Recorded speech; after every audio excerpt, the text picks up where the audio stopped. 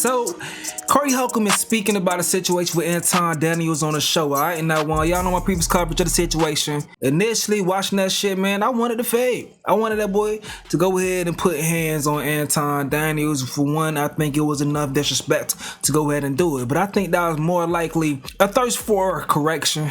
For all the times I feel like Anton go too far when it comes to his criticism of people from the black community, specifically those who do not align with his political takes. You feel me? So me wanting him to put pause on that boy had to do much more with that than anything else, because business-wise, of course, it's not a good move. It's not a good decision, of course. But sometimes, bro, you gotta take that risk. But it is what it is, man. He made a decision, and he's gonna talk about that decision. Let's see what Corey Holcomb got to say. Came at me with sex play, and I tried to warn him.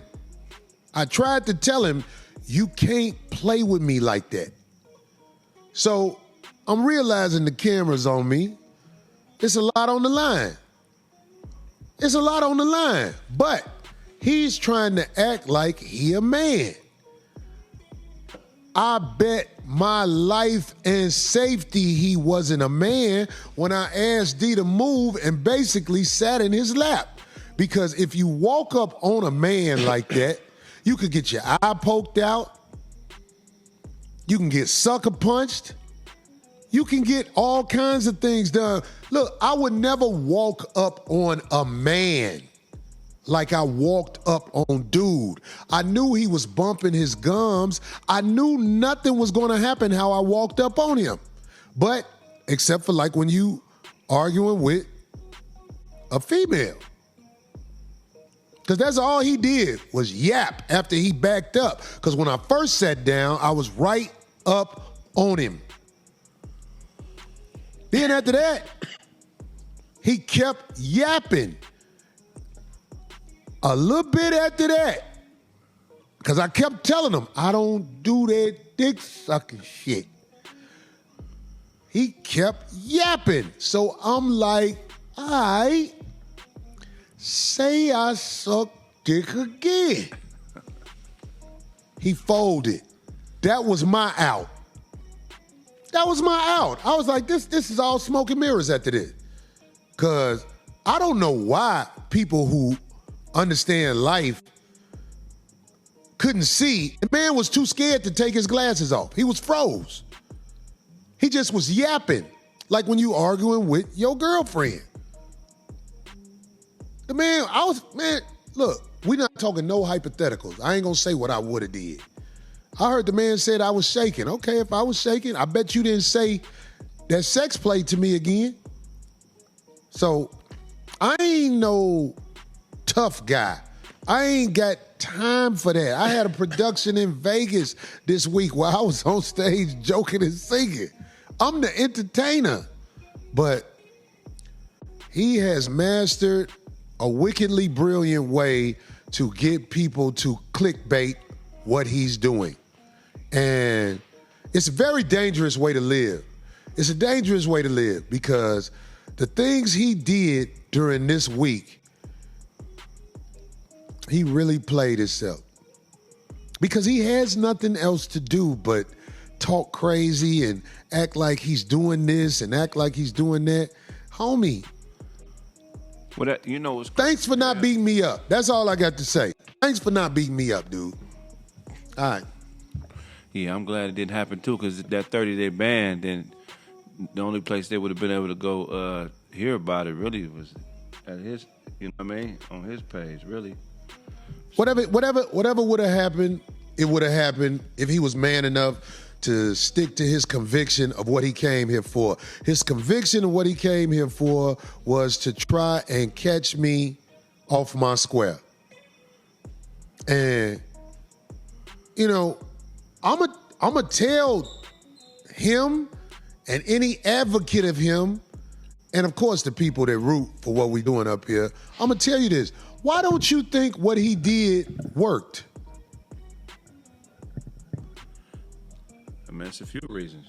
Why didn't it work? What he tried to do, why don't you think it worked? Craig, I would love to hear what you got to say about that. Well, here's the thing, right? First of all, because we're comedians, so we think abstract. So we don't hear words the same way everybody else hears words. We don't experience situations in the same way. So what he took advantage of initially was you were coming from an honest place. You were really trying to have an honest intellectual dialogue. They said I disrespected him when I said he was kissing white people's ass, and he was exactly kissing white people's ass. And to this day, he still has never said nothing about the contribution the Caucasian male has made to the downfall of this nation. Right. And he said, I'm not going into that. Right. He said it. And That really blew me. Pause. I ain't get that shit at all. people forget about that. They forget that he never answered that question. Right. I'm sitting up here Not me. I call that shit out, man. asking questions. This man come at me with some dick sucking shit. Right. I'm glad that he didn't have the courage to say it when I stood on it. I'm glad.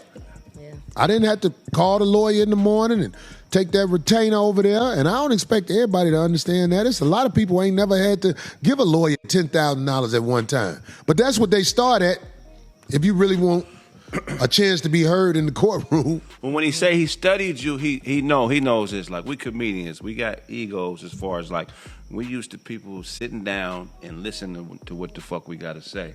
So his strategy was to invalidate you. So no matter what you would have said, he was going to disregard it because he knew that would get you in a space like, nigga, what? So you What? No, what'll get me in a space if you start sex playing me. Right. Because I wasn't there until I didn't stop. Like, fuck what we talking about. Hey, nigga, I don't do that dick sucking shit. I don't play like that. I don't know people who play like that.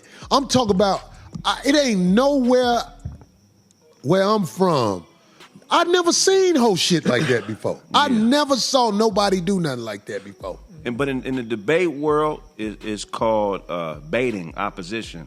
The whole purpose of it is to invalidate your credibility. So in the debate world, or whatever you want to call it, I guarantee you this, the debate will stop if you tell a man brought up in ghetto America who don't move like that anything about dick sucking. The debate's out the window.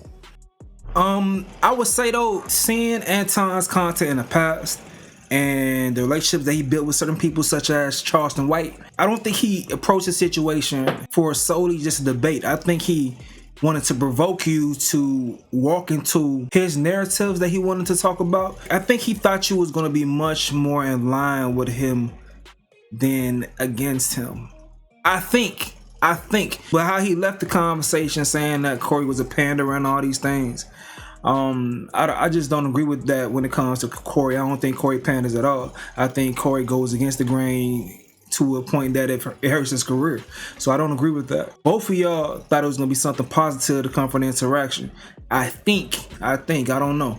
Outside looking in, a lot of folks that's on one side of discourse often goes against both these people perspective. I seen people in my comment section saying, yo, Stacey, whose side we on today? Because I don't fuck with neither of these motherfuckers. You feel me? I seen that. They just had one little thing that blew it to a big thing. But like I said before, you can't be someone like Corey who has a lot of conservative values, or a black person can be as conservative, but some people put being conservative first before being black.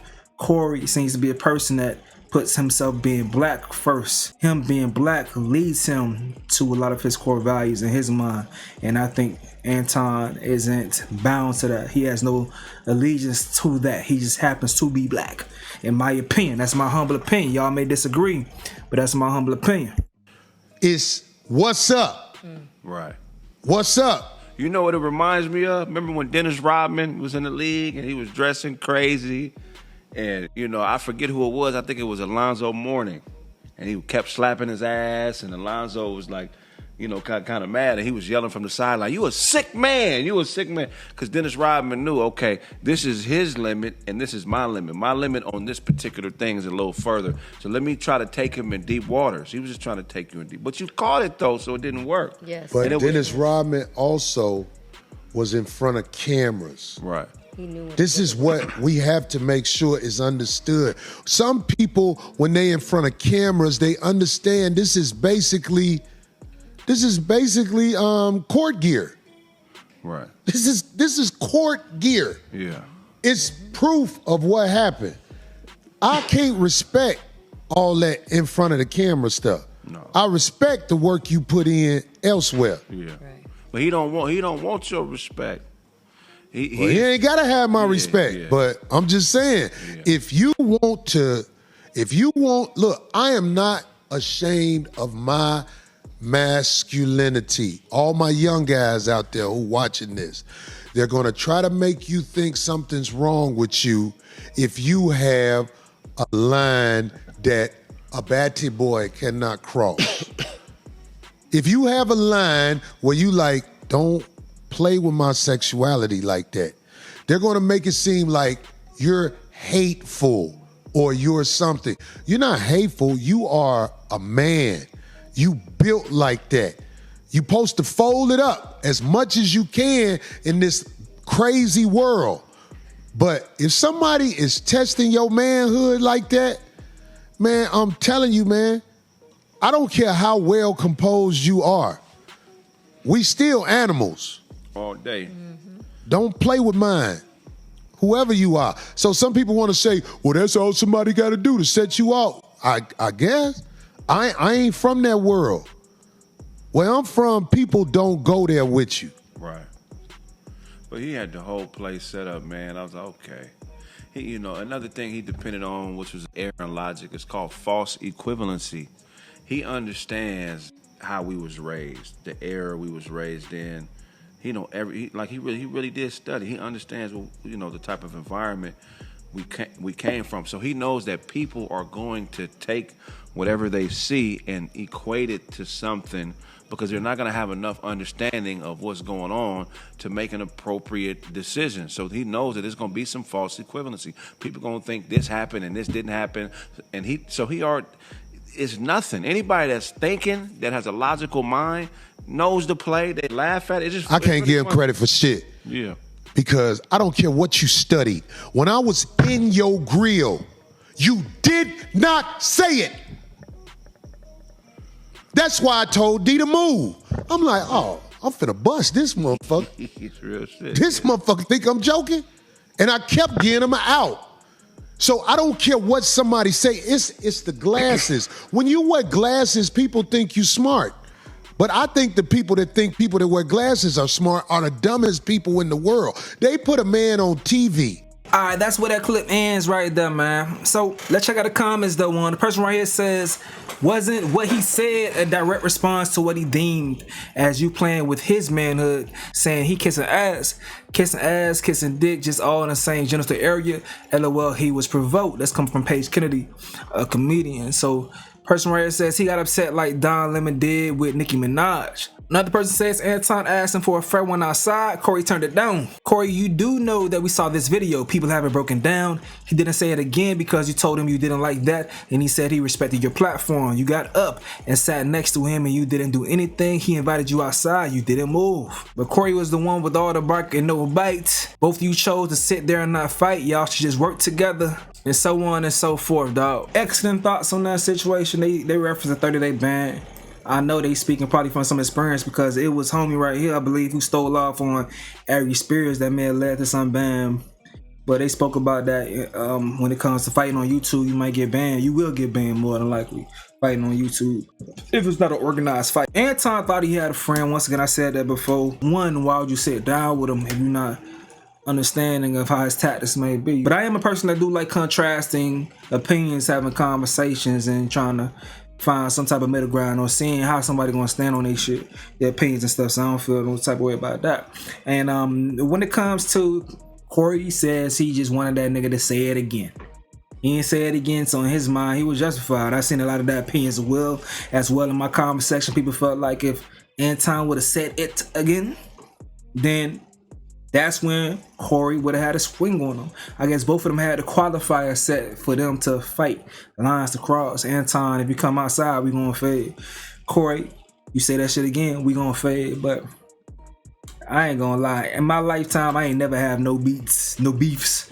I never had any beefs in my lifetime. All my fights growing up have been from quick little shit that escalated. And so I probably ain't the best person to speak on this type of stuff, bro, as far as the way to carry yourself. But yeah, I'm not a person that have beefs. I don't go out my way starting shit with somebody, because of course as a grown-ass man I ain't fighting nobody, but growing up I didn't control myself in these situations and I got in fights, bro. So based on my parents' advice, that shit was validated why I fought, but that's how I was taught. You feel me? So business wise, I never been put in this position right here. The world words, I don't think I'll react the best, bro. But when disrespect start flying freely, shit can't escalate. But kudos to Corey for thinking business wise, because not many of us can do that. But y'all let me know what y'all gotta say in the comment section below. Me, I'm gonna go ahead and get up out of here though. This is another update with Stace. Yo,